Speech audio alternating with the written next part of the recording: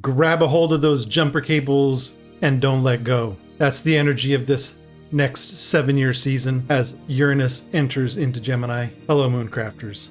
Welcome. This is Craft of Moon. All right, as we are getting into the energy of this season, it is important to note that on July 7th at 12:48 or 12:47 a.m., just after midnight Pacific Daylight Time, Uranus moves from the Earth sign of Taurus into the air sign of Gemini, ruled by Mercury. This is going to be a 7-year transit, and at the same time we have Pluto in Aquarius also emphasizing the element of air. 2 major outer planets in air signs for 7 years, with Pluto being even longer than that. I'm going to bring up the chart. This is a little something new for what we do here. I'm going to bring up the chart, walk through some of the transits and some of the positions of the planet at the time that Uranus moves into Gemini. And I'm going to hopefully have another full moon and new moon video for July as well.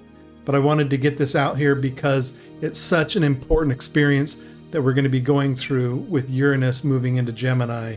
So let's bring up the chart and take a look at it and dive in. All right, here we can see that we have Uranus having just moved in to Gemini and is positioned closely with Venus. The transits that I want to be talking about during this time are the coupling of Uranus-Venus, the coupling of Saturn-Neptune, the opposition of the moon in Sagittarius, and the placement of Mars in Virgo. Let's go ahead and get started. When we look at Uranus and Venus, these are the icons of innovation and passion coming together. And Uranus represents innovation, suddenness, things that are shocking and jolting. Sometimes electricity is associated with Uranus. And Venus brings in the ideas of passion and creativity and love and all the things that just bring us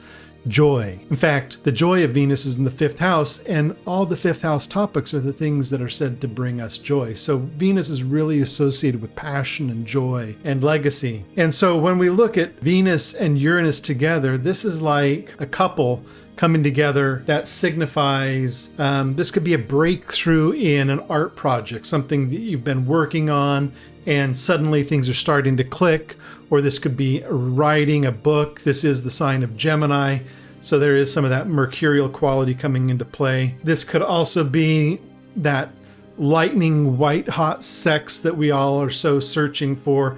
Any kind of experience like this, passionate, really sudden things that come out of the blue and kind of strike us, and we just don't know where they come from, but there they are, and the only thing we have to do is to experience them. This is the coupling of Uranus and Venus. And I mean, if we think about it, the mythology of Uranus and Venus is Venus, in at least one of the myths, arose from the sea foam that was created by the castration of Uranus and the testicles falling into the ocean and creating the sea foam from which Venus arose. So there's a lot of kind of this sudden qualities that are going on with this pair, and it's going to be a really dynamic and significant experience that we're going to be seeing. And a lot of us might feel some, on the positive side, some really juicy things happening, or on the more darker, shadowy side, we could see a lot of disruption taking place in those Venus-themed areas. Then I want to turn our attention over here to Neptune and Saturn in the sign of Aries. And we've talked a little bit about Neptune and Saturn in previous videos, but it's important to note that in this particular configuration, these two are in a sextile with the Uranus-Venus coupling. And so we have these two power couples. Now, Neptune is often associated with as a masculine sign, but really as a masculine planet, but really Neptune doesn't have gender qualities associated with it in the same ways that the traditional 7 planets do, because a lot of those genderized qualities come not from the planets, but from the signs that they rule. It's the signs that have genderized binary qualities assigned to them. But the The interesting thing about this Saturn and Neptune coupling is that Neptune can represent, often we think of illusions or delusions or things that can't quite be understood, or the dissolution of things, boundarylessness. And with Saturn, it's the opposite.